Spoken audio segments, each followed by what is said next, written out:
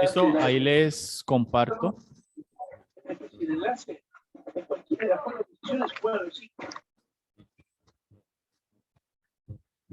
¿Listo? Bueno, entonces ahí está.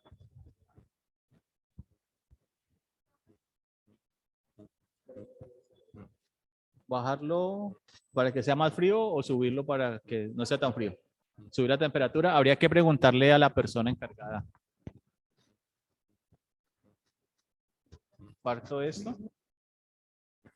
Normalmente suelo hacerlo en las clases, pues coloco algo ahí que nos lleva a pensar un poquitico en lo que nosotros hacemos. Sí, claro. Bueno, entonces lo que vamos a hablar es de tejidos fundamentales. Recuerde que lo que nosotros estamos haciendo en este curso es que usted tenga una visión o un nivel de conocimiento de algo que usted va a comenzar a profundizar a lo largo de su carrera.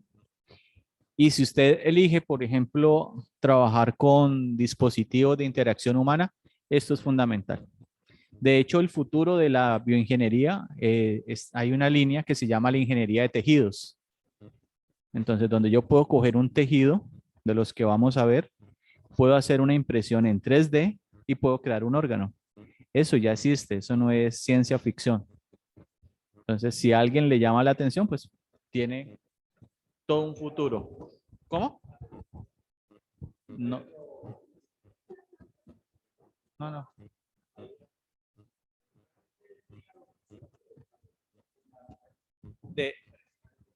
No, de hecho, hay un programa en National Geographic donde hay una persona, se amputa la falange distal de, yo no sé si es el cuarto o el tercer dedo, no sé cuál de los dos, se amputa, se lo vuela, la falange distal.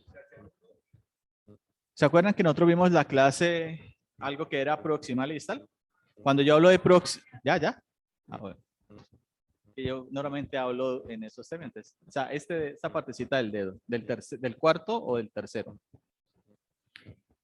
Esta persona se amputa el dedo. Resulta que el hermano, él es un cirujano.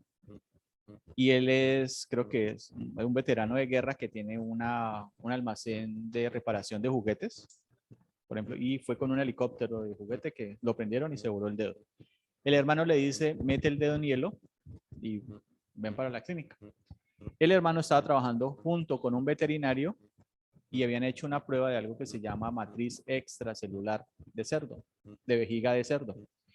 Cogen y le aplican ese polvito en el dedo y por alguna razón, según pues el informe, lo que dicen es que fue verdad. El dedo le creció con huella dactilar y todo.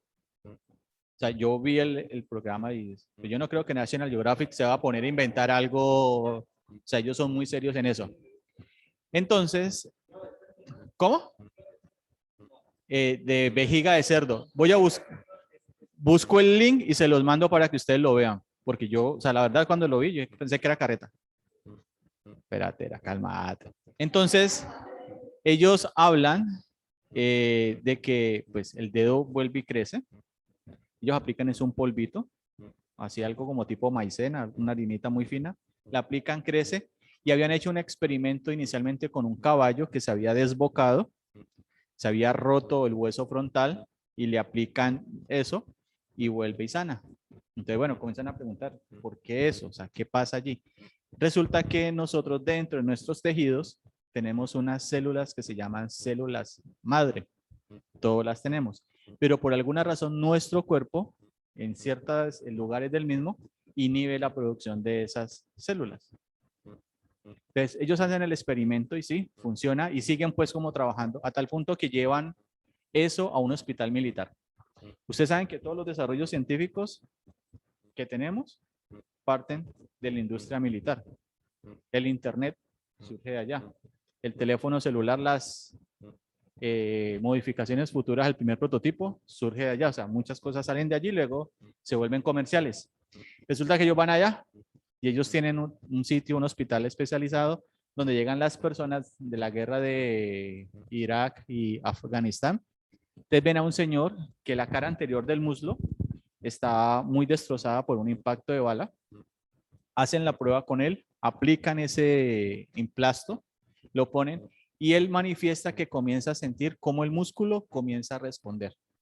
Entonces el médico dice, posiblemente, o sea, porque en el mundo científico no tiene que hablar de una posibilidad, no puede decir, no puede, o sea, no puedo afirmar, es que eso va a pasar, no, posiblemente eso tenga efecto. Entonces el médico dice, puede pasar que yo le coloque ese emplasto en el brazo a una persona y el brazo le crezca. Puede pasar. Sí, sí, lo que pasa es que la célula va a ser la misma y ya vamos a entender el por qué. Entonces pasa eso. Luego muestran otra parte donde cogen un corazón, le sacan la célula, no sé cómo lo hacen, lo imprimen y hacen como una especie de corazón con algodón de azúcar. Pues algo como algodón de azúcar, ¿saben qué es eso? ¿Sí? ¿Por qué hago esa introducción? Porque es que esto ya es una realidad. Ya esto está pasando. Y ustedes los bioingenieros pues tienen un camino infinito si se van por ese lado. Eso pasó, lo busco y se los comparto.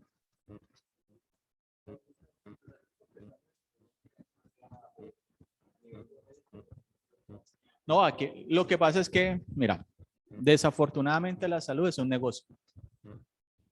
Y bueno, es mi punto de vista, ¿no? No quiere involucrar absolutamente a nadie. Y como es un negocio, pues vos sabes que un negocio tiene que generar rentabilidad. ¿Y qué interesa? Que la gente esté enferma. Si vos estás enfermo, más vas a consumir. Yo hace muchos años tuve un Cinca, un carro, de pronto si alguien ha escuchado de carro, sabe que un Cinca es un carro modelo 70 más o menos. Y una vez me varé, sí, le decían sin carro. Y una vez me varé en un sitio y encontré un mecánico y cada vez que yo pasaba por ese sitio, el carro me varaba. Yo no sé si tenía feeling con el señor o qué, pero pasaba y me varaba, me varaba. Y nada, que le damos con el chiste. Luego fui a otro mecánico y el man comenzó a cuadrarme el carro y el carro quedó bien, me andaba sin problema. ¿Qué es lo que pasa? La salud es como la mecánica. Si vos encontrás un buen mecánico, tu carro te lo cuadra y te lo pone a funcionar. Pero muchas veces te dejan alguna vainita para que tengas que ir. Y eso pasa en la salud. Entonces te tomas una pasta para el dolor de cabeza, luego tenés que tomarte una pasta para la gastritis, luego tenés que tomarte una pasta para la memoria para que te acordes de tomarte la pasta del dolor de la cabeza y la pasta de la gastritis. Y así se la pasan. Eso se vuelve un ciclo. Y eso pues es algo que no debería pasar. Bueno, entonces cuando nosotros hablamos de la constitución del cuerpo humano, hace 8 días hablamos de huesos, de músculos, de nervios, de articulaciones. ¿Sí lo recuerdan? Hablamos de unos sistemas y decíamos, por ejemplo, si no quieres que te dé frío, hazte debajo, porque el aire sale para acá. Sí, el aire sale así. Si te haces allá, no sientes tanto frío. Entonces, nosotros hablábamos que una rama de las ciencias morfológicas es la anatomía. Y la anatomía es una ciencia o una disciplina que estudia la organización de los cuerpos o los cuerpos organizados y estructurados. Después de la estructura hay un cuerpo. Va a tener una célula. Esa célula va a formar un tejido. Aquí lo vemos. Ese tejido va a formar un órgano y ese órgano va a formar un sistema. Entonces, cuando yo hablo de la constitución del cuerpo humano, hablo de esta primera estructura que veo acá. Esta. Y a partir de allí, los tejidos se han clasificado en 4 y le llamamos los tejidos fundamentales. Entonces, primer tejido es el tejido epitelial. La palabra epi significa sobre. El segundo tejido es el conectivo. Conectivo que significa que permite la unión, conexión entre algo. El tercero, muscular. Hablamos de esto la semana pasada. Y el cuarto es el tejido nervioso. Entonces, si yo les pregunto a ustedes cuáles son los tejidos fundamentales, son nervioso, muscular, conectivo y epitelial.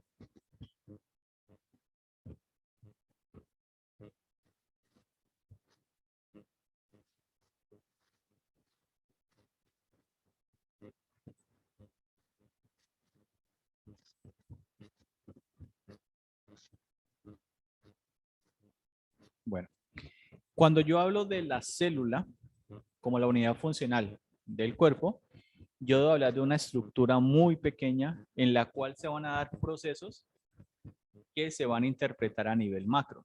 Ejemplo, si una célula se deshidrata, a nivel macro va a haber una deshidratación.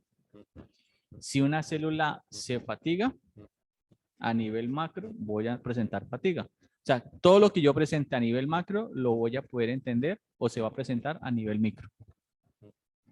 Entonces la célula va a tener una estructura en la periferia.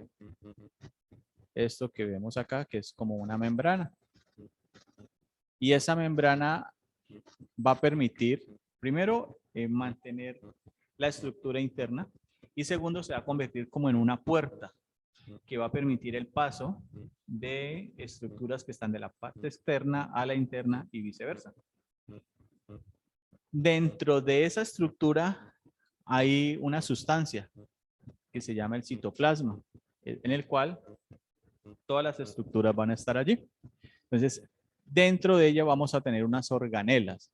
Entonces vamos a nombrar algunos. Tenemos centriolos. Por ejemplo, la mitocondria es importante, es fundamental, es la fuente de energía, la termoeléctrica de las células. O sea, todo lo que nosotros nos comemos se transforma por allá en energía. Tenemos los lisosomas, el aparato de Golgi, el retículo endoplasmático, la membrana nuclear, el núcleo, los ribosomas y el nucleolo. Son estructuras que van a estar internamente.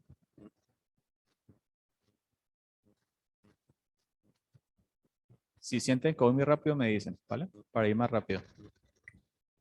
Entonces, ¿no? Esto para la próxima semana, pero en el de ahorita no. El de ahorita es del tema de la semana pasada. Bueno, entonces cuando hablamos de las prolongaciones citoplasmáticas, estamos diciendo que esa estructura que está dentro del citoplasma se va a prolongar. Por ejemplo, pueden existir unas vellosidades y a eso le llaman cilios. Podemos tener una prolongación, a eso le llamamos flagelo. ¿Han visto un renacuajo? Entonces el renacuajo tiene una cabeza y tiene una colita. Esa colita parece un flagelo. Y vamos a tener otras prolongaciones en forma de tubos, que son los microtúbulos, se llaman. ¿Listo?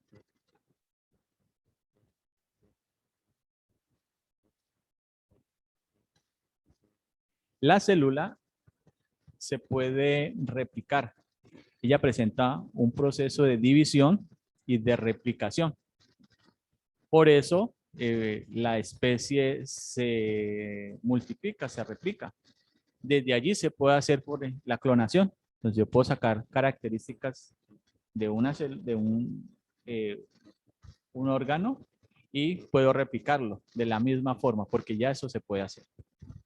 Entonces, esa es una de las características que tiene la célula. Entonces, miremos las organelas, o sea, las estructuras que estaban dentro de la célula. Entonces, hay un citoesqueleto, o sea, una estructura rígida que está en la parte de afuera. Ustedes han escuchado, por ejemplo, lo que es exoesqueleto. ¿Se han escuchado eso? ¿No? ¿Alguien ha escuchado lo que es un exoesqueleto? ¿Qué has escuchado de un exoesqueleto?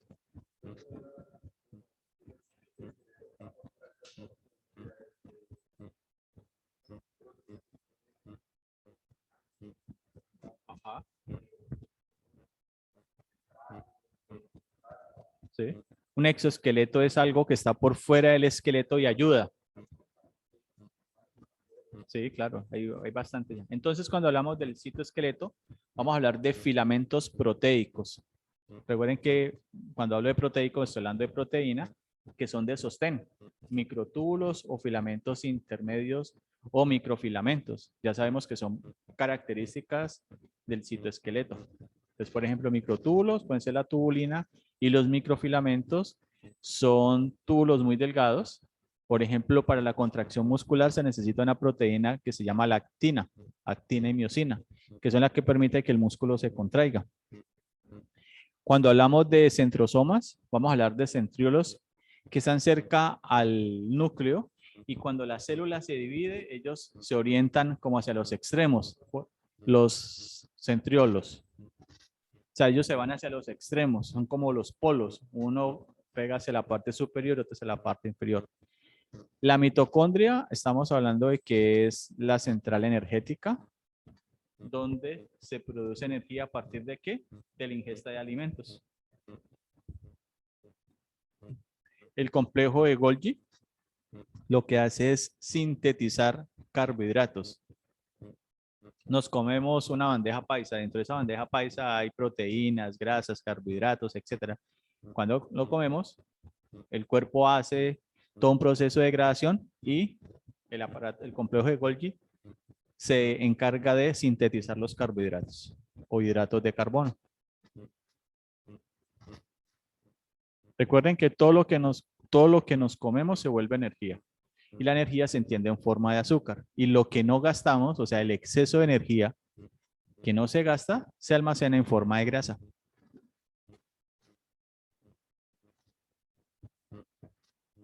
Listo.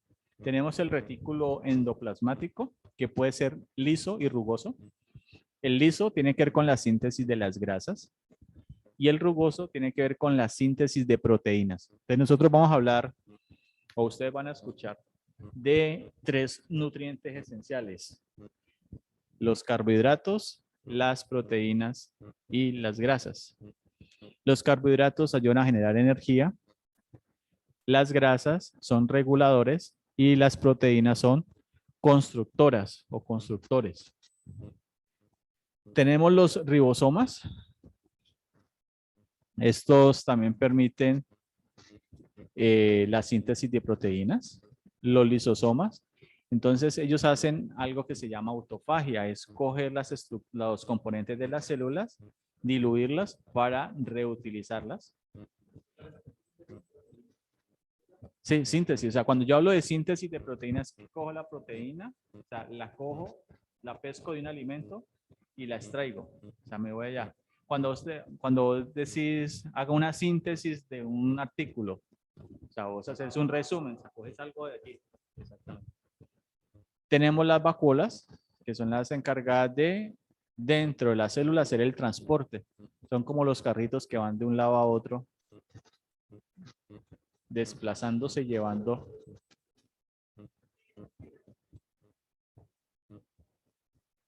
No, cuando vos, vuelvo al ejemplo de la bandeja paisa. Entonces, la bandeja paisa tiene huevo frito. ¿Listo?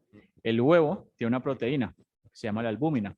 Entonces, cuando vos te comes todo, por allá internamente, va y coge, necesito proteína, y está en forma de ¿qué? Albúmina. Va y la coge. O sea, no se lleva el huevo entero, sino que va y se lleva ese pedacito. Que va y la coge. Saca lo que necesita. O sea, se encarga de llegar a coger lo que necesita. Eso es. La clara.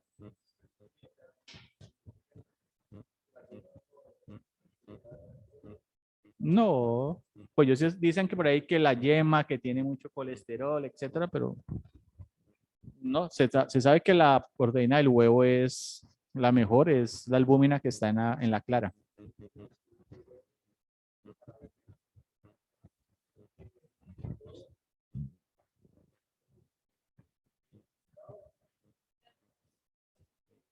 ¿Cómo?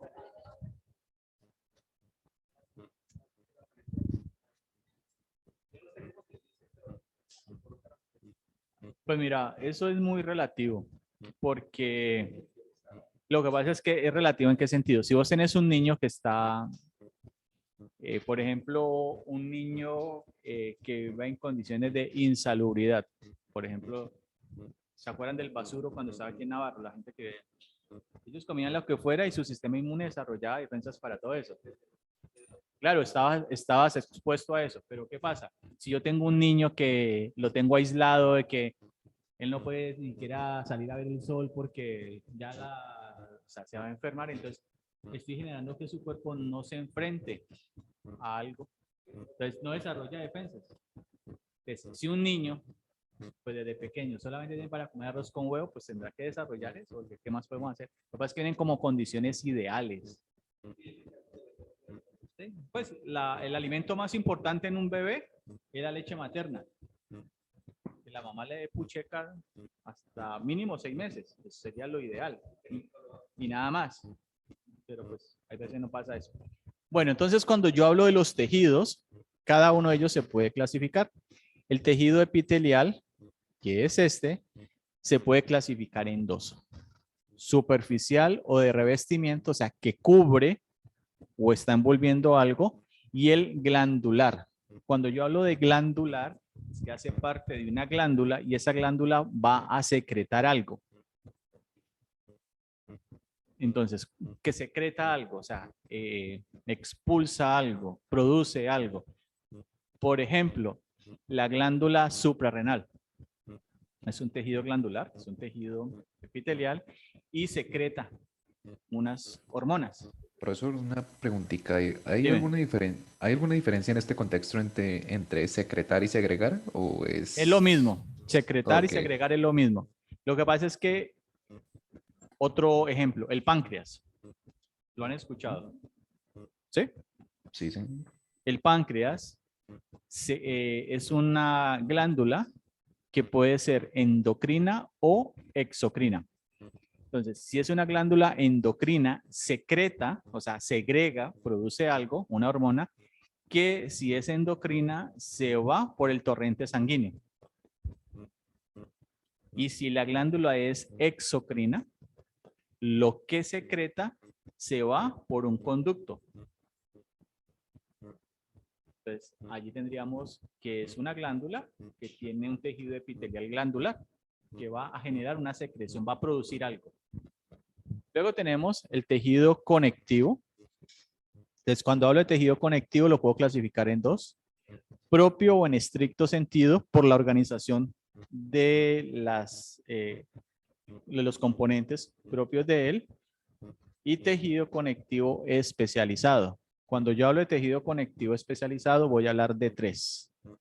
El tejido cartilaginoso. Recuerdan que hace 8 días hablábamos de articulaciones cartilaginosas, entonces ya podemos relacionar allí. Tejido óseo. Vimos el sistema óseo. ¿Cuántos huesos tenemos? 206. Y tenemos el tejido sanguíneo, que es un tejido conectivo especializado. No es que se conecte, sino que está allí y tiene características que permite la adhesión de otras a él. El cartílago. Entonces, el cartílago está presente en una articulación. Entonces, se une al hueso para formar la articulación, o sea, permite como la adherencia de algo. ¿Listo? Tendón con huesos, tendón con músculo. Allí. Tenemos el tejido muscular.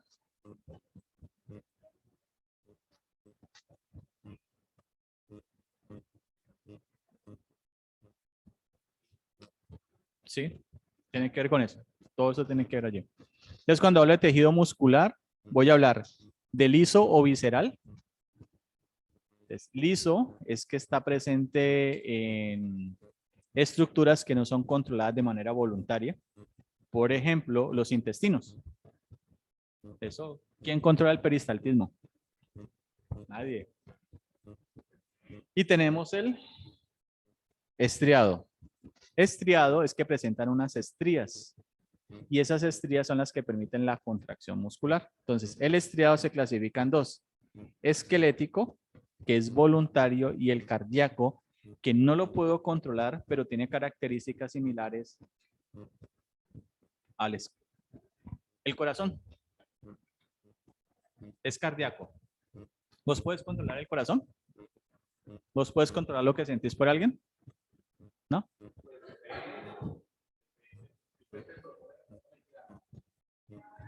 No, el corazón, o sea, lo estamos hablando desde el punto de vista acá de los tejidos, él se contrae todo el tiempo. O sea, él se contrae y se relaja, se contrae y se relaja. Si yo controlo la respiración, si yo, por ejemplo, los que hacen meditación o relajación, ellos respiran, controlan su respiración y el ritmo de contracción disminuye. Pero no es que yo pueda decir, corazón, pare. No. Músculo esquelético, por ejemplo, el del brazo. Yo puedo hacer pesas, yo comienzo. Yo puedo decir cuando quiero parar, paro y ya, y no pasa nada. Entonces, yo lo puedo controlar, el otro no. Ese es el esquelético. Porque el cardíaco tiene características, porque tiene unas fibras que permiten la contracción, pero yo no lo puedo controlar. No, el corazón. Cardíaco solamente corazón, no hay otra parte. ¿Listo? Y tenemos el sistema nervioso, donde tenemos las neuronas y las células gliales. Cuando yo hablo de células gliales, estoy hablando de células que son de sostén, de soporte, que están presentes en la corteza cerebral. ¿Listo? Neuroglías son estructuras que ayudan a las neuronas a sostenerse, a tenerlas allí. ¿Cómo? No, pues eso es muy, digamos lo que es como muy técnico. Nosotros tenemos en el encéfalo una corteza que tiene unas capas. Entonces, ahí, el encéfalo es el cerebro. Entonces, pero eso es microscópico, eso no lo vemos a simple vista. Entonces, hay unas estructuras que ayudan a otras células a sostenerse en el sitio donde están para poder que cumplan su función. Eso sí que es lo con microscopio. Podemos ver. A que charlemos. Bueno, ahí miramos. Depende cómo se porten. Si se portan mal, vamos. Si se portan bien, no. Pórtense mal. ¿Listo? Bueno. Para creerles.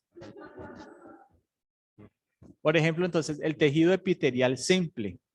Ya sabemos que es un tejido que cubre, que puede ser glandular.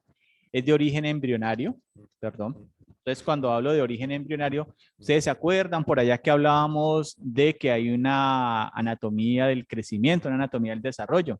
Entonces, ahí viene algo que se llama el endodermo, el mesodermo y el ectodermo. Por ejemplo, hay algo que se llama el somatotipo, que es algo que se hace para evaluar la composición corporal. Entonces, cuando yo hablo de endodermo, mesodermo y ectodermo, estoy midiendo tejidos, muscular, graso y óseo. Entonces, sea graso, grasa. Entonces, yo hago una evaluación y puedo decir, la persona tiene tanto de músculo, tanto de hueso y tanto de grasa. Eso le llama ectomorfo, mesomorfo o endomorfo. Una persona mesomórfica es muscular, así, diga. Una persona ectomórfica es flaco. Y una persona endomórfica es llenito de energía, de amor. Kilos de empuje. ¿De qué? ¿Los kilos de empuje?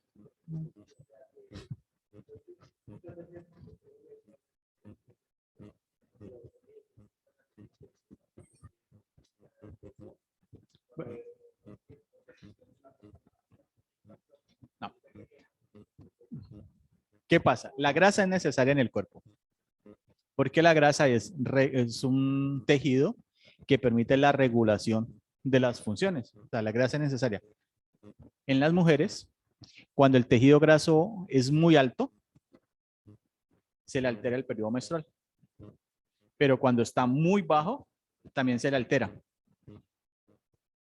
El cerebro es grasa. Claro, son factores, pero por ejemplo, en ese caso, entonces, los tejidos corporales son necesarios, debe tener una medida, un equilibrio. Ahora, viene algo. Si yo nací con chasis de tractomula, pues yo voy a ser tractomula. Y si yo nací con chasis de Renault 4, pues voy a ser Renault 4. Ya. Pero yo no puedo pensar que con chasis de Renault 4 voy a cargar lo que carga una tractomula. O sea, ya vengo con una predisposición. Lo que pasa es que hay unas condiciones ambientales que me van a modificar eso. Pero eso pasa. O sea, el ambiente te modifica de una u otra manera. ¿Listo? La cuarentena, la pandemia, la pancemia, todo eso. Bueno, entonces, ¿qué funciones tiene este tejido? De protección, de absorción, secreción, excreción y reproducción. Y se clasifican en dos, que ya lo hemos visto, un epitelio superficial o de revestimiento y un epitelio glandular. Igual recuerden que esto queda grabado, o sea que no hay problema para la toma de las notas. El tejido conectivo, entonces, ¿qué generalidades podemos decir de él? Primero, que es el de mayor presencia en el cuerpo, que se clasifica en dos, propio o en estricto sentido y especializado. Entonces aquí tenemos un tejido conectivo laxo, la piel es elástica, porque la piel puede ceder. Por ejemplo, cuando las mujeres están en embarazo, la piel cede, se estira. El tejido adiposo es una forma de tejido conectivo. De hecho, el tejido adiposo es la forma más eficaz de almacenar energía en el cuerpo.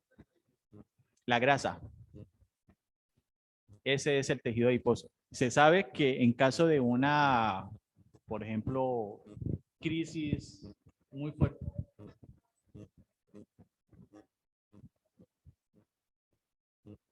Sí, ese es el mismo tejido. Sí. O sea, el exceso de calorías que no gasto se vuelve grasa.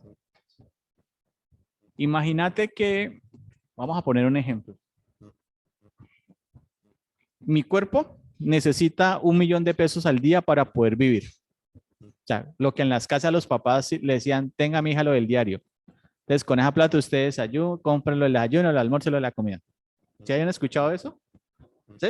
El diario. Bueno, entonces yo necesito 1.000.000 de pesos diarios para poder vivir. Este cuerpecito necesita ese 1.000.000. Y ese 1.000.000 yo lo consumo y me lo gasto en alimentos. Pero resulta que yo me vuelvo tacaño. Los que hay por ahí que cuando van a pagar tienen que ir al baño, que les quedan las tarjetas, todo eso. Bueno, los que ustedes conocen por ahí. Entonces resulta que yo comienzo a ahorrar. De ese 1.000.000, yo digo, no, voy a guardar el 40%. Me gasto solamente 600 y ese 40% que yo estoy guardando, desde el punto de vista de los tejidos, lo almaceno en forma de grasa. Porque es la forma más eficaz de almacenar energía en el cuerpo, la grasa. Pero resulta que yo digo, no, me lo voy a gastar todos. El 1.000.000 me lo gasto diario. O sea que yo voy a mantener al día. Entonces, si lo veo desde el punto de vista del cuerpo, esa sería una persona delgada. Si veo que guarda mucho, sería una persona gordita, obesa. Entonces, como para ponerte el ejemplo, pues de esa forma. Otro tejido conectivo, la sangre. El tejido conectivo denso, los ligamentos. Recuerden que los ligamentos es la forma como se estabiliza una articulación. Otro tejido conectivo es el cartílago, que ya hablábamos de él, por ejemplo, las articulaciones cartilaginosas y el tejido óseo.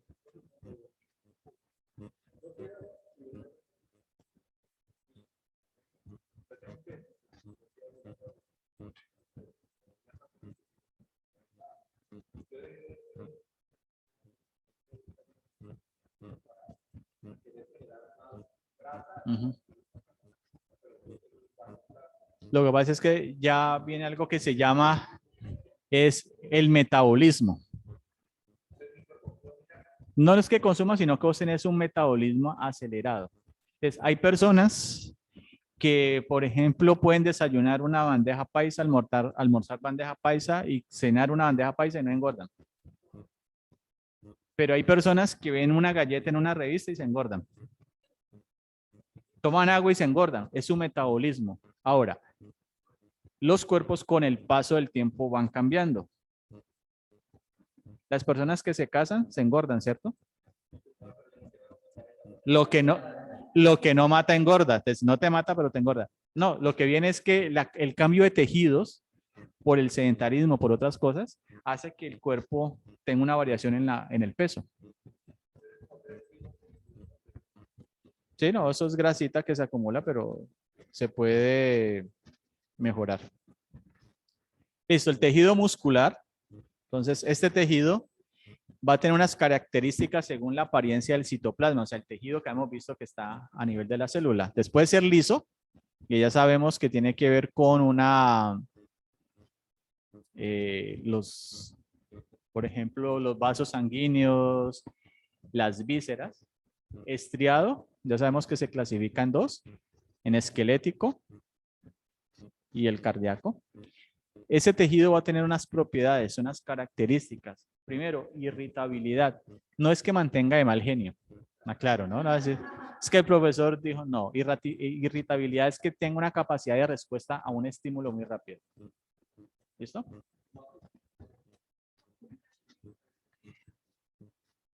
¿Alguna vez les han contado un chiste y hay personas que la cogen de una y otros que quedan pensando y como a los 8 días, irritabilidad es que la cogió de una?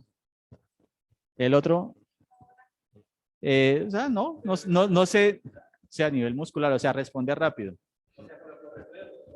Más o menos como si fuera reflejo, o sea, a nivel interno reacciona rápido. Exactamente. Claro, lo que pasa es que esa reacción vos la haces de manera involuntaria. Por ejemplo, si te tiran algo, muchas veces que hace uno con el ojo, uno lo cierra. No es que uno esté consciente de algo, sino que uno de manera involuntaria lo hace. O sea, esa es una forma de proteger, una forma de respuesta. Conductibilidad, o sea, va a permitir el paso de una corriente eléctrica que le llamamos impulso nervioso. Contractibilidad, o sea, que él puede acortarse. A eso le llamamos contracción muscular. Extensibilidad, o sea, que si se acorta, él no se va a quedar así cortico, sino que se alarga. Todo lo que se encoge se alarga y viceversa. Y va a tener una propiedad elástica, o sea, que puede ser maleable. Esto, el músculo no es así, o sea, no es rígido y se queda allí, no, él puede modificarse. Entonces aquí tenemos cómo se ve una célula muscular cardíaca, una célula muscular, voy a la señalo aquí, la cardíaca, la muscular y la lisa. Si ven estas banditas, como estas lineecitas, esas son las famosas estrías. No las estrías que nos da cuando subimos o bajamos de peso. Son estas, son estrías internamente que permiten que el músculo se contraiga.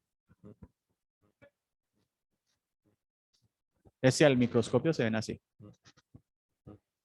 Pues, un poquitico más oscuras, pero sí.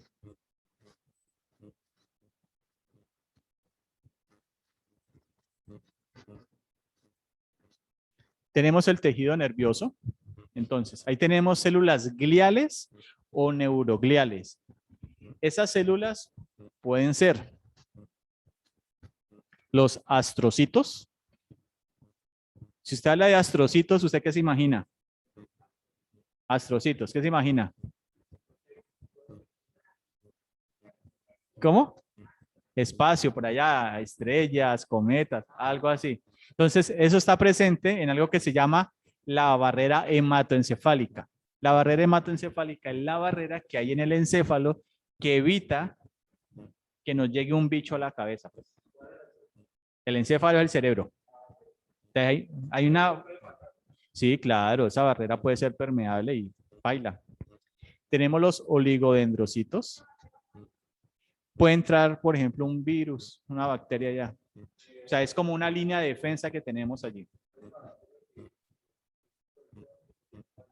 Sí, y puede generar una meningitis y puede terminar con un parásito allá. Tenemos los ependimocitos y la microglía. Esas son estructuras que están presentes en las estructuras de sostén. Y es por su forma. Y la neurona, pues ya sabemos que tiene tres componentes. El cuerpo o soma, el axón y la dendrita. Entonces acá tenemos una imagen de una célula. Esta estructura alargada es el axón. Estas pequeñitas son las dendritas y este es el soma o cuerpo. ¿Listo?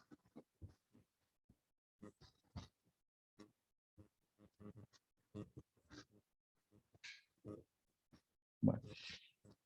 Las células se pueden clasificar dependiendo del axón. O sea, el axón es la prolongación más larga.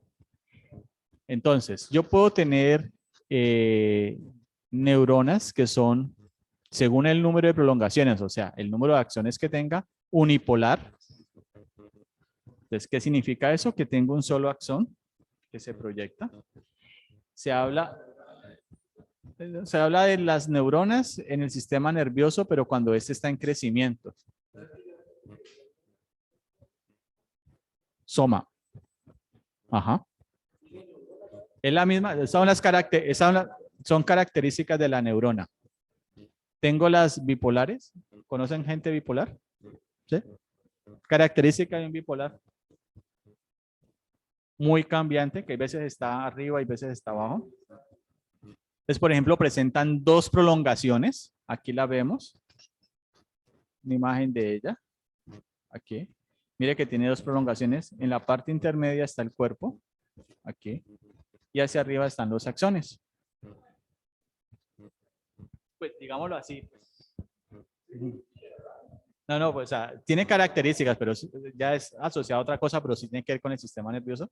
Es, por ejemplo, donde tenemos células bipolares en las neuronas de la retina y la mucosa olfatoria. La retina está en el ojo, olfatoria en la nariz, porque es el olfato. Tiene, arriba. Luego tenemos las neuronas pseudounipolares. Entonces voy a tener una prolongación, pero esto va a ir hacia la periferia. Por ejemplo, los receptores en sistema nervioso central. ¿Se acuerdan de lo que hablábamos la semana pasada de que hacia la parte externa tengo un componente que recibe la información? Pues allá van a ver ese tipo de tejidos, ese tipo de neuronas, las pseudounipolares. Es que la pseudo, cuando vos encontrás la palabra pseudo, es que parece que tuviera, pero no lo es. Entonces, parece como una unipolar, pero no es una unipolar. O sea, tiene características, pero no la es. Bien, dependiendo de la ubicación, te dice que está en la periferia en el sistema nervioso central, o sea, está en piel, por ejemplo.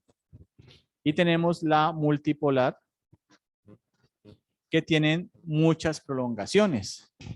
Por ejemplo, las voy a encontrar en la médula espinal y en el encéfalo. Recuerden que el encéfalo hace parte del sistema nervioso central. Que ahorita vamos a llegar allá.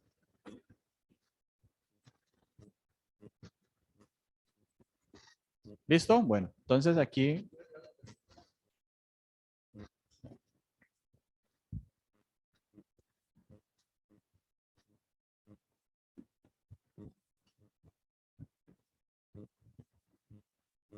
¿listo? Bueno,